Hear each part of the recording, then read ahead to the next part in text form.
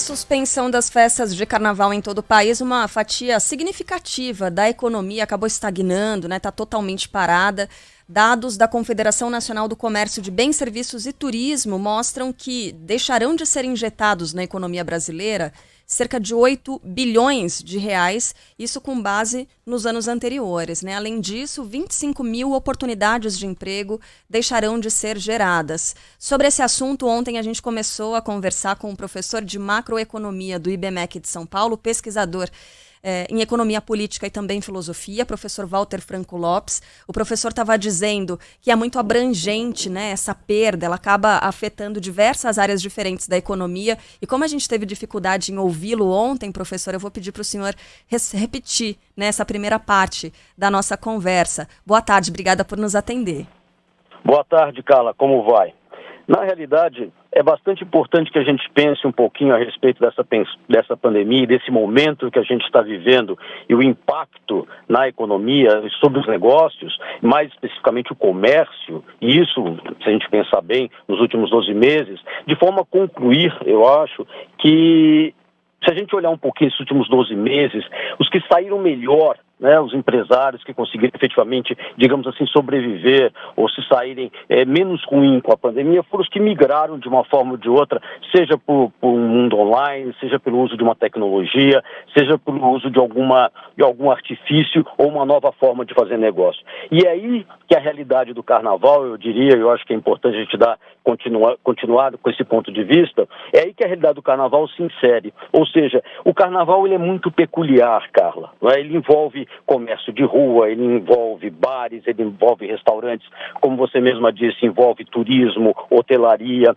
muitas vezes o ambulante, o autônomo. E esse tipo de público, esse tipo de agente econômico, digamos assim, ele nem sempre consegue, de uma forma igual a um grande, ou um restaurante, ou um bar, ou um comércio varejista que tenha migrado pela internet, ele consegue se adaptar. Então o carnaval, ele dentro dessa pandemia, nesse momento que nós vivemos, ele se insere com uma particularidade de ele trazer digamos, um complicômetro, ou seja, como que eu vivo uma festa de rua, uma festa popular, uma festa naturalmente de aglomeração, se eu não posso fazer, né? Se eu não posso atender a esse público. Então isso é uma verdade. Então a primeira coisa que a gente precisaria dizer é, vivemos um momento difícil nesses últimos 12 meses, um momento que não é exclusivo do Brasil, é de grande parte das economias capitalistas centrais do mundo. O carnaval é uma particularidade, uma peculiaridade nossa e que traz para a economia ainda desafios maiores. Como conviver? É claro que eu perdi renda, eu perdi faturamento, o estado de São Paulo, particularmente, se a gente fosse pensar aqui, é um estado importante, seja pelo turismo na montanha, no interior, no litoral, mas o fato é, precisamos compreender que é um momento que precisa ser enfrentado por parte dos agentes econômicos e eu diria até que nem sempre buscando consenso. Eu acho que no momento de crise, muitas vezes, a centralização das ações é tão ou mais importante do que buscar consenso. Bom, professor, o senhor tocou num ponto que é muito importante, eu imagino, não só nesse período de pandemia, como é uma lição que a gente tem que levar para a vida, que é a capacidade de adaptação, né? Ela ficou mais clara nesse período de pandemia, mas o mundo, o mercado de trabalho também, eles estão sempre em constante transformação. Talvez essa pandemia tenha mostrado para a gente, para os agentes que movem a economia, que as coisas nunca estão sob controle, né? E que a gente tem que estar sempre aberto para se adaptar e criar novas oportunidades. Aí, nesse sentido, nesse contexto, quem é que se sai melhor? Porque a gente sabe, como o senhor disse, né, essas pessoas que vivem muitas vezes os ambulantes, que eles têm uma capacidade de adaptação muito forte por causa das circunstâncias. Eles são levados o tempo todo a ter que criar as próprias oportunidades. Nesse sentido, quem tem um negócio mais bem estruturado sai na frente ou não? Ou essa pessoa que tem essa mobilidade maior? Eu não acho que unicamente a estruturação ou a formalização lhe dá vantagem comparativa ou mesmo competitiva face aos outros. Não necessariamente. Você pode ter um negócio muito estruturado, muito preparado, mas você nem sempre se adapta com a velocidade necessária com mudanças, nem sempre. Às vezes o pequeno empreendedor, às vezes o autônomo, ele tem mais capacidade de adaptação e maior velocidade de se reorganizar ou de se repreparar para o fato atual. Então nós não poderíamos efetivamente, digamos, generalizar. O fato é, quando a gente olha para a pandemia e pensamos no carnaval, eu preciso lembrar que, da mesma maneira que eu comecei dizendo, eu preciso lembrar como eu sobrevivi nos últimos 12 meses com a pandemia. Então, como que o meu comércio vem sobrevivendo, como que o Brasil vem enfrentando e quem vem se dando melhor ou pior. E neste contexto é importante perceber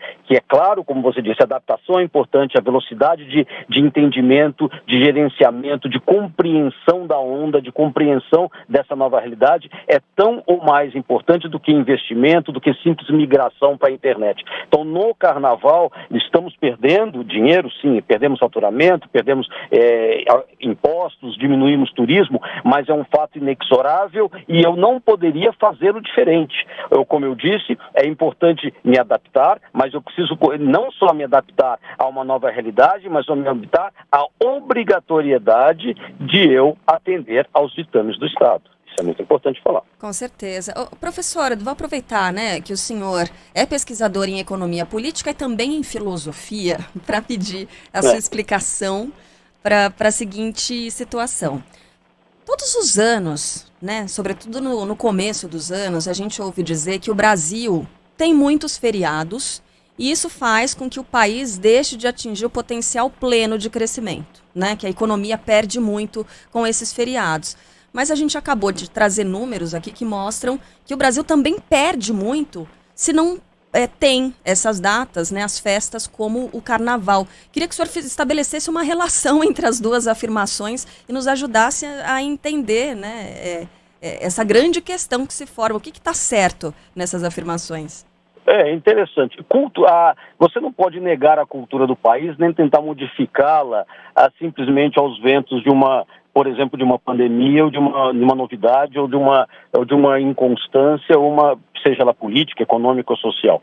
Então, é claro que a sociedade se adapta às novas realidades, aos novos fatos, ela vai se modificando, mas ela se modifica dentro de uma linha, dentro de uma trajetória, de um bias, como o inglês diria, da sua cultura, da sua sociedade, né, das suas particularidades e peculiaridades. Então, você está dizendo uma coisa muito importante. Olha, o Brasil tem muito carnaval, mas, ao mesmo tempo, nós estamos aqui nesse nosso bate-papo dizendo, olha, o carnaval é gerador de emprego, é gerador de renda, né? O comércio é importante, o comércio de rua, do autônomo, ele sustenta muitas famílias que dependem, que não têm emprego fixo, você mesma mencionou, é uma parcela muito significativa da sociedade brasileira. Haja vista aí, né, a quantidade de pessoas que dependem nesse momento e voltarão a receber agora o auxílio emergencial em função efetivamente de estarem excluídas do mercado como um todo. Então, eu não posso trabalhar de um lado ou de outro, ou seja, eu cancelo, diminuo a quantidade de feriados no Brasil,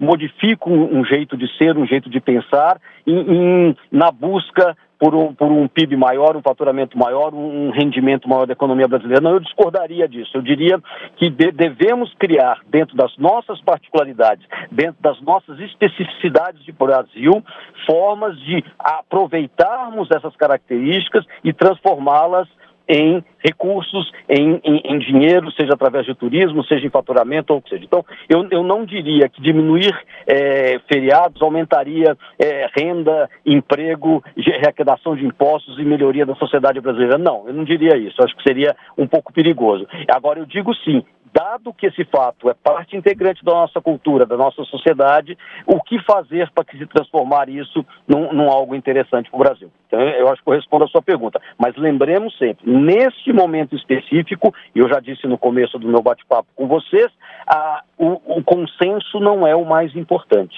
Eu não posso buscar soluções no meio do caminho que eu agrade o comerciante, o dono do restaurante, o shopping center, o dono do hotel ou o autônomo na rua ou o ambulante. Não, eu não posso. Neste momento, a sociedade não a sociedade, perdão. Neste momento, a pandemia impõe a necessidade de uma ação coordenada. Perfeito. Esse é o professor Walter Franco Lopes, ele é professor de macroeconomia do IBMEC de São Paulo, pesquisador em economia política e filosofia, nos ajudando aqui a entender, prestar um pouco de atenção. Muito boa essa colocação, viu, professor? A gente tem que aproveitar essas potencialidades. Essa é uma potencialidade também, né? Lidar com esses feriados, com essas grandes festas e todo o potencial que o Brasil tem. Professor, muito obrigada pela atenção com os nossos ouvintes. De momento, até uma próxima. A gente gostaria de ouvir mais o senhor. Valeu pelas explicações. Foi um prazer. Boa tarde a todos. Até mais. Boa tarde.